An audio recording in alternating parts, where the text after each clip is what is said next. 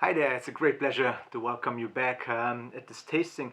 And I just received a parcel of 6 different Egri Bikavér. So this is kind of a semi-sponsored um, tasting and podcast.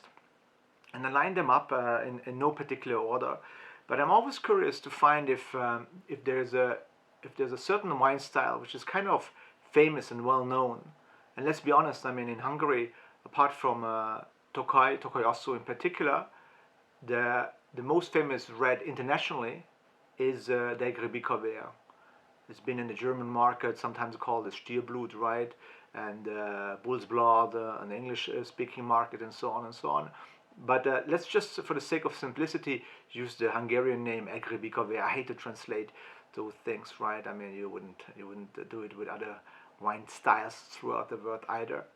So Egri Bikavér, as I told you, the name suggests, bull's blood, and there are many different legends how this name actually came across, how people started to use this name. One of those legends is actually that going back to the 16th century, when Suleiman II was attacking the castle of Eger with a massive army of Ottoman people, and the Hungarian defenders were so kind of really vigorous and vivid, despite the sheer outnumbered capacity against the Ottomans. There just were too many of them and so little defenders within the castle and in the township.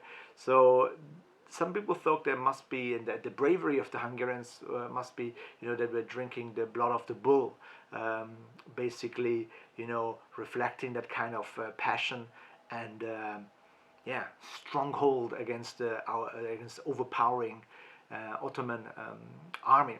Some people also reckon that the story says, that when the Ottomans drank wine, they were kind of saying, "Oh no, we're not drinking wine. We're drinking the blood of the bull," just to get away with those things. There are many, many different legends, many different stories, and we all love a good story. We all love a legend. But the matter of fact is that Bikavér was just introduced much later. The red wine was introduced much later in the area. So these might be always legends. And of course, today what we actually also tasting are these Bikavérs in a very particular bottle shape, if you want. I mean, they all have the same shape. I'll show you this later along the pictures. But they all have this kind of particular shape, a long forgotten shape, from the 1900s, as they say. And they all have the word of Eger, meaning the place, the town, the appellation, which is also the wine district and the PDO by itself. And then above it, it says 1552, reflecting to that very particular date in history when the army of the Ottoman kingdom was attacking the Hungarians, in particular István Dobó and his defenders, his soldiers in the castle. 1552 is this very, very notable date in Hungarian history, if you want. So they basically came up not so long ago, half a year ago. The people of Eger, of the wine district, Eger itself, which is in the northeastern part of Hungary, kind of roughly 1.5 hour drive from Budapest to the east. Be tucked between two other wine districts, Matra and Bük. Along the way, very interesting, very, very particular wine district. For the bigger wine district with a kind of a cool climate, we have the highest vineyards in Hungary, Nagyeget, very particular, very special Grand Cru site over there, over 500 meter in terms of elevation.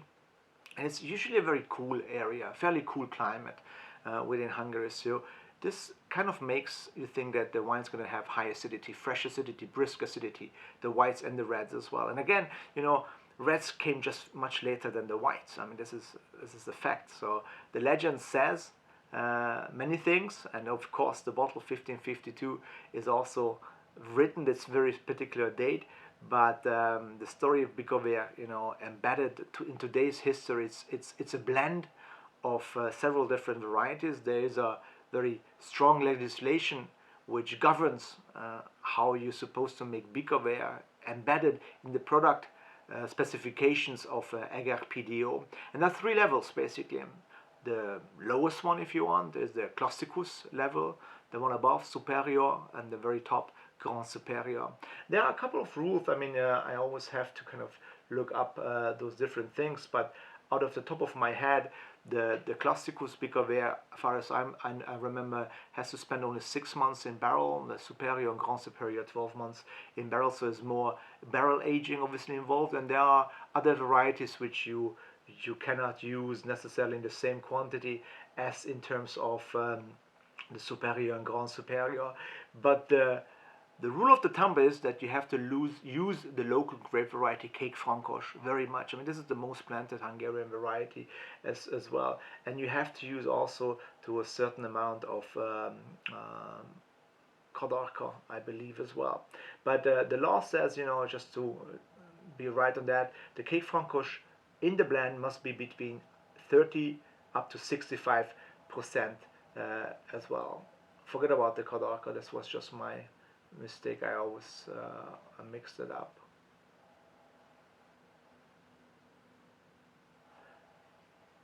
So the basic rule of Bikavér says that it has to be a blend, and Cake Frankos, the leading variety, has to be between 30 and 65% of the blend. But going back to these lovely fellows here again, you know, I just received this parcel a few weeks ago. And this bottle shape is very new. I kind of love the design. I mean, it looks very handsome in a way. It does have has a certain message. It does carry a certain message along the way. Let's just check out the wines in no particular order. I poured them, those 6 wines, and I'm curious if we're gonna find anything which kind of is a common thing, because for me it's important when we talk about wine style that there should be a common denominator, right? I mean, if you talk about Bikavér, it should be first of all red, right? I mean, just in the brackets there's also white style of blend which is called Egri Bikavér, named after Géza Gardony's novel Egri Bikavér, which actually talks about the battle 1552 against the Ottoman. One of the first novels which I read, and I loved the movie as well. And actually, it was really cool. It was a great movie, kind of those old Hungarian movies which I really liked as a child. I mean, and a novel as well. I'm gonna be honest with you, I didn't read much of those novels back in my school days. But Géza Gardony Egri Bikavér, which translates as the stars, which is in the sky, those stars, the stars of Eger, and they have the white blend. It's kind of the brother or the sister of the Bikavér. It's called Egri Bikavér, the white version of it. But total different story. Going back to Egri Bikavér, Egri Bikavér has to be a red wine, has to be a blend, and Cake Frankos has to be in it. And these guys from the Egri Borgműhely, those who said we want to bottle our Egri Bikavér in this particular shape of bottle, they also went beyond the product description which is embedded by law in the Eger PDO for Bikavér. So they went a little bit more tighter on that, and they said that only the Superior and only the Grand Superior, these are the 2 ones which they are allowed to be bottled in this particular style of shape bottle. And Classicus may be bottled if it fits a certain requirements along the line. It has to be tested by a local winemaking community. Those guys who are obviously, they're very proud of their product, so they want to have an organoleptic tasting as well. And the law says it has to have a minimum of 13% of ABV, of alcohol by volume, 13%.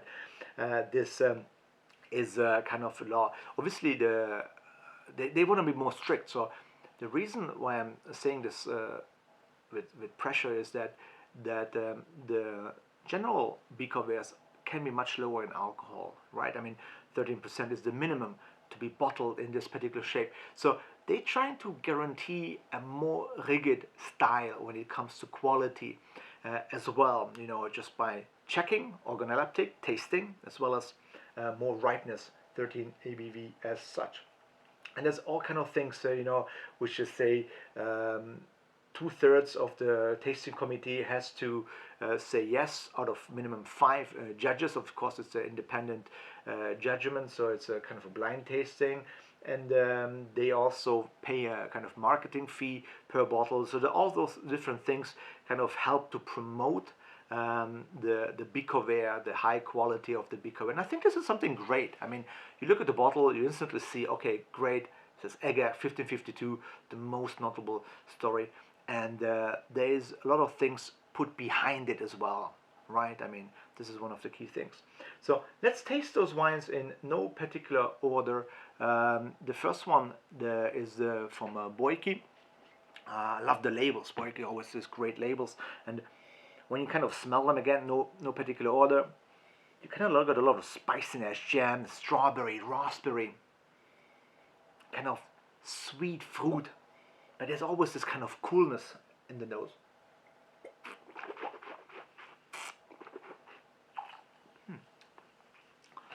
Very fresh acidity, bright, crisp.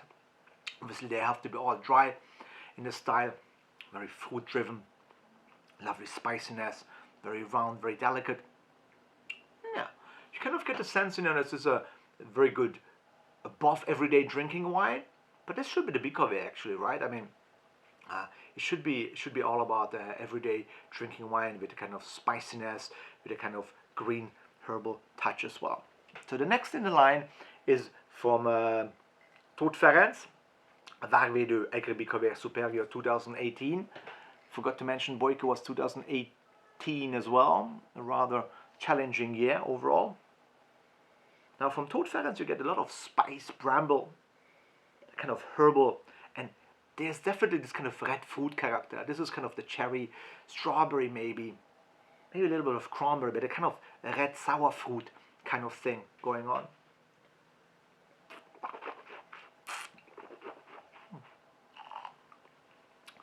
Very lush, very supple in the nose, in the palate. Got this kind of little bit of sweetness. And when I looked at the labels, I mean, all of them had at least 13, but most of them had rather 14 ABV, and this fella has at least 15 ABV, which is kind of really rich and full-bodied. You get a lot of spiciness, richness, herbal character, but there's a lot of the kind of sweet fruit coming through the higher alcohol. So there's definitely that kind of ripeness attached to it. I think it's a great example of that. I also got some notes on some of the wines, just to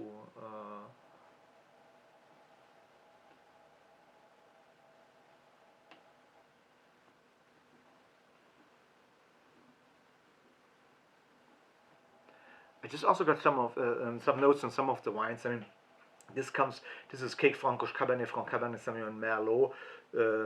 2 years in Hungarian big oak barrels, basically, and yeah, 14.78 exactly the ABV and 5.2 the acidity. Yeah, good stuff. Moving on with wine number 3, Warshany Egri Bikavér Superior Grand Selection, says the label, 2018, the vintage from the Warshany winery. And again, there's a lot of sweet food. I almost got a little bit of kind of warm confected note as well, a lot of kind of bramble, but there's a bit of perfume as well. There's a bit of floral character, which you not often get in red wines, I guess. Some grape varieties, some red grape varieties do this kind of parfuminess as well. I'm thinking about Pinot Noir, Sangiovese sometimes, Nebbiolo, definitely. But Cake Francoche and some of the local varieties may add to this kind of parfumy note as well along the line. And this was a blend of Cake Francoche Cabernet Sauvignon, Cabernet Franc, and Blauburger. Blauburger, that's for me that kind of little bit of floral touch as well. Not just adding color, but also that kind of floral note as well.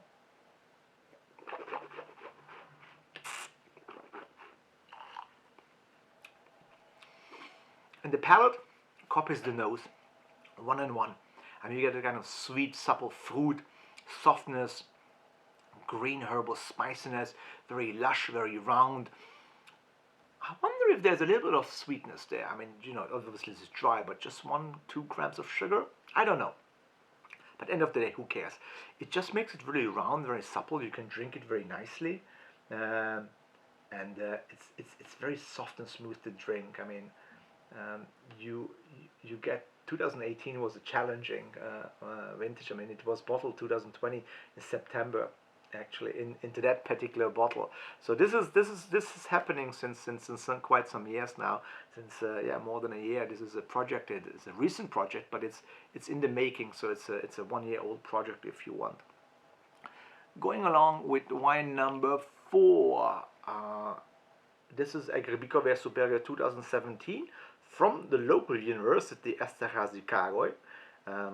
They are very much involved in education, teaching a lot about wine as well, and that's their wine from the Esterházy University. And I have to check on the label as well, actually, on the notes, but I assume there's a little bit of Blauburger as well. Let me just double check, and I didn't really look at it, but I get similar kind of parfumey blueberry, slightly in a positive way, this kind of sweet fruit confected note as well. I mean, again, in a positive way, that kind of sweet spice. And instantly you have in the sweet spice, you get a kind of cool herbal quality as well. So let me just double check if they have also a bit of Blauburger as well. No, actually they don't, fun enough, so that's my mistake. Cape Francoche Merlot Syrah Cabernet Sauvignon as such. 24 months in oak, in Hungarian oak, of 225 and 500 liter of Hungarian wood. I would have guessed that there's a bit of Blauburger as well.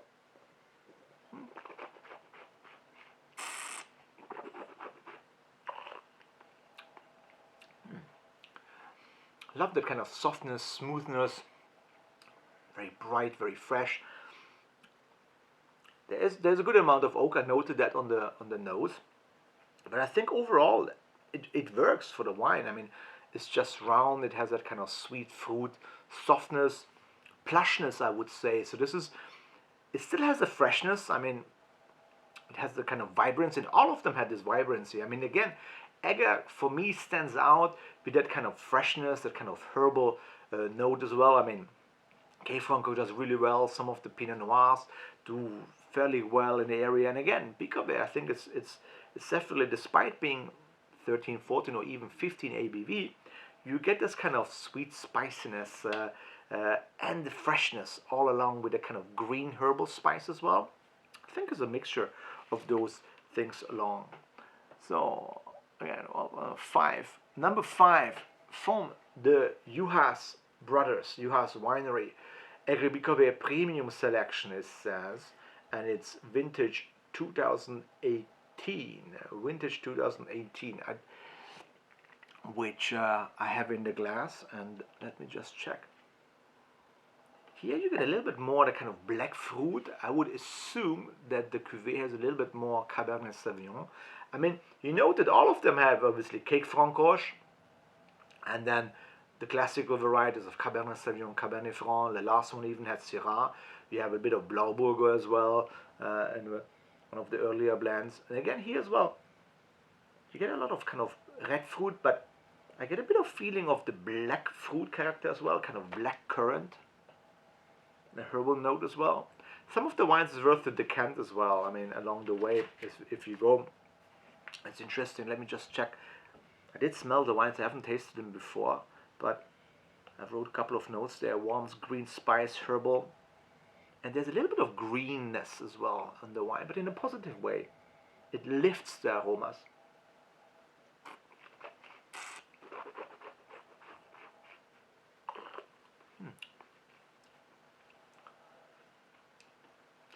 There's more weight, there's more spice, there's a little bit more green herbal character as well again on the palate.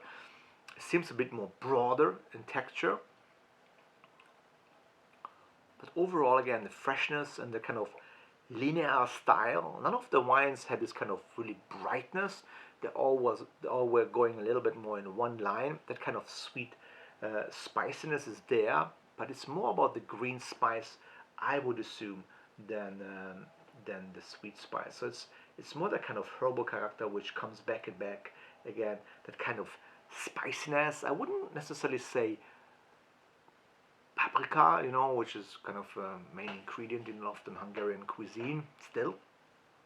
But that kind of slightly in a positive way, that kind of pungency, in a good way, those things are there. So this is cake Francoche Merlot, Cabernet Franc, Cabernet Sauvignon. And yeah, the thing is, what happened is they had 18 months in big barrels for the cake Francoche, and the international varieties, they went into small barrels. So that's perhaps that they were giving a little bit more depth, a bit more concentration. And for me, this is a slightly different style. They're similar to the other ones. I mean, obviously they're not all drawn with the same pencil, but they pretty much have the same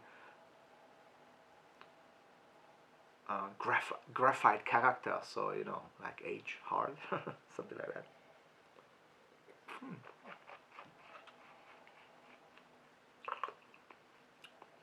But the wine has a really good drinkability, soft and smooth on the palate. But instantly, the kind of green, kind of oregano and basil, a kind of green spiciness, and maybe some marijuana. Oh, cut this out. Anyway, some green spiciness is coming out. I like that. And it has a kind of little bit of pepperiness, which I didn't get in one of the Syrahs, but I get this kind of green stalky pepperiness, which again lifts the wine. I really like that in this wine. And it has quite a good drip, with a little bit more black fruit character. Last but not least, from Gaël Tibor wine. I always love the label, a really kind of cool label, and it looks just gorgeous on this kind of bottle as well, very very sophisticated in a way. Gaël Tibor Egri Bikavér Superior from the vintage 2018. And let's check this fellow out as well, the last on the line. Again, we're coming back to the kind of cherry, slightly dusty, red berry, maybe some cranberry, and again there's a bit of floral tone there. I really think that cake Francoche provides a bit of floral, slightly, just slightly, parfumy tone as well, with that kind of spiciness. You know, the nose of the wines, when you smell them, the aromas, they're not elevated. They're a little bit more shy. They're moderate in a way. I mean, they're a little bit more restrained, I would call them. But that's okay. I mean, that's fine.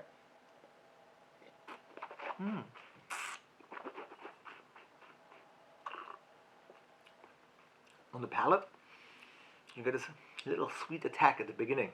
I love that. Kind of sweet of the fruit right up front. And you get this kind of crunchiness. Really kind of bright, crunchy, like you're biting in a fresh red fruit, and the acidity pops, but you have the sweetness there as well. It's kind of really round.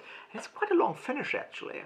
So with depth, and you get this bit of spicy peppery that's all the way along. Let's just check if I have any notes on the Gaël Tibor as well. So cake Francoche Kodorka. There you go. Maybe this gives an additional spiciness. I love a bit of Kodorka. Sometimes Syrah, Merlot, Cab Sauv, Cabernet Franc, and even Pinot Noir. It's quite a complex blend, if you wish. 12 months in 5 hectoliter Hungarian oak, and 15% of this was actually new. And it has that kind of spice and pepperiness. So just to summarize, you know, Egri Bikavér with the new bottle, the new shape. I'm really looking forward to see those more on the shelf, and also with the customers, because I think it's a handsome bottle. It reflects the history of the town. It states the denomination Eger, where it's coming from. It states one of the most important historical dates in Hungarian history, not just in Eger's history, but also in Hungary as well. 1552, lots of legends, lots of stories as well behind that significant historical date. We have a gorgeous red wine in a blend, led by the most blended variety in Hungary, cake Francoche, with some other varieties where you see lots of people put in some other stuff like Blauburger, even Syrah and Pinot Noir, Kodorka, you see Cab Sauv, Merlot, and all those things as well. So there's always a few rules which they have to follow, of course. And in this particular bottle size and shape, this is going to be really exciting to see that they're aiming for high quality, to put maybe back, and I think this is one of the main aims, to put the name Bikavér back on the market as being one of the most fascinating and interesting red wines, red cuvées, red blends, and in this case Eger, coming from Eger, of course, with this particular bottle shape and size, with those things. So yeah, um, I think this is interesting. I'm really excited, and I'm really happy for those guys, and obviously I wish them best of luck, and I will keep following them. You should follow them too. What happens with Egri Bikavér in this particular shape and size. And I think the wines overall, if I have to find a common denominator, in terms of typicity and style, obviously color, red, sure, that's important. The nose had for me mostly red fruit. It was restrained. It had a bit of coolness, spiciness, green spice, bit of sweet spice from the oak, of course, and then the palate obviously dry, obviously fresh acidity, not too high in the tannin, despite being a lot of international varieties, Cab Sav, Franc, and even Syrah sometimes, adding more weight and tannins. They didn't have that much tannin. It was just more subtle and gentle. Cake Francoche leading with a kind of red berry, spicy tone all along the way, and the kind of medium bodied, medium weight, medium plus fresh acidity maybe. The tannins a bit more soft and moderate, and then you get a combination of sweet fruit plus the green spicy, red spicy notes along the way. I think this is one of the hallmarks of Bikavér. Bikavér should be in a way very typical of Cake Francoche plus the other varieties, and coming to a completion with the soil of Eger, which has a lot of volcanic stones as well, really fascinating. I didn't talk about that, but it's maybe a different topic. I'll talk about the wine district of Eger, the cooler temperatures, right? Providing the freshness, the higher acidity, and all those things. End of the day, it's basically nature plus human equals the wine. Thanks for listening. Thanks for joining. Until next time. See you then. Egri Bikavér.